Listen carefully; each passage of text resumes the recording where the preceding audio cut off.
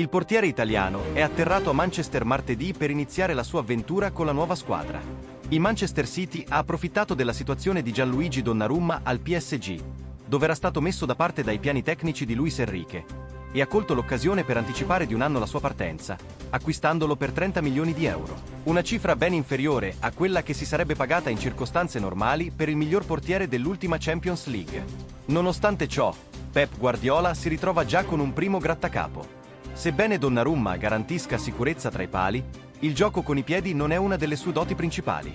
Si vocifera anzi che proprio questa lacuna sia stata determinante nella decisione di Luis Enrique di lasciarlo andare. Va detto, però, che il portiere lavora intensamente su questo aspetto da circa 2 anni. Un altro punto critico è che Donnarumma non ha praticamente avuto una vera preparazione estiva.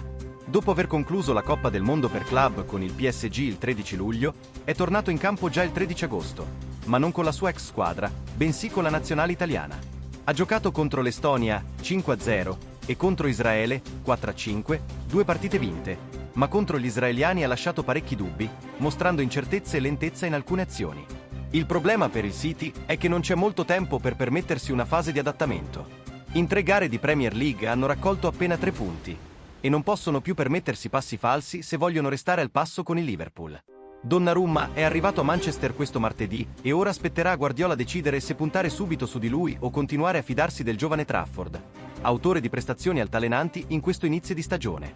I prossimi impegni del City sono contro lo United e il Napoli in casa, seguiti da una trasferta negli Emirati per affrontare l'Arsenal. Sfide cruciali, e in Inghilterra ci si chiede se sia già il momento giusto per un cambio tra i pali. Se Donnarumma convincerà, è destinato a diventare il titolare fisso. Ma se dovesse deludere, si aggiungerà un nuovo problema alla lista di Guardiola. In ogni caso, l'arrivo di Donnarumma rappresenta un investimento importante per il futuro del club. A soli 26 anni, l'ex portiere del Milan ha già accumulato un'esperienza internazionale impressionante, con titoli europei vinti sia a livello di club che con la nazionale. Il suo profilo, nonostante le recenti critiche, resta quello di un numero 1 di assoluto livello. Guardiola lo sa bene, ma sa anche che la pressione a Manchester è costante e ogni scelta, specialmente in porta, può fare la differenza. Il giovane James Trafford, che ha iniziato la stagione come titolare, ha alternato ottime prestazioni a errori evitabili. Il suo potenziale è indiscusso, ma l'inesperienza si è fatta notare nei momenti chiave. Inserire Donnarumma potrebbe dare più solidità al reparto difensivo, ma significherebbe anche interrompere bruscamente il percorso di crescita del talento inglese, cosa che lo staff tecnico del City non prende alla leggera. Un altro aspetto da considerare è l'adattamento dello stesso Donnarumma al ritmo della Premier League, ben diverso da quello della Ligue 1 o delle competizioni europee.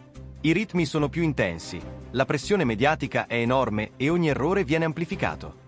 Per questo motivo, Guardiola potrebbe scegliere un inserimento graduale, utilizzandolo inizialmente nelle coppe o nelle partite meno decisive per valutare la sua condizione e il suo impatto. Para mais informações, gli azzurri curtis e escreva e tiva notificações.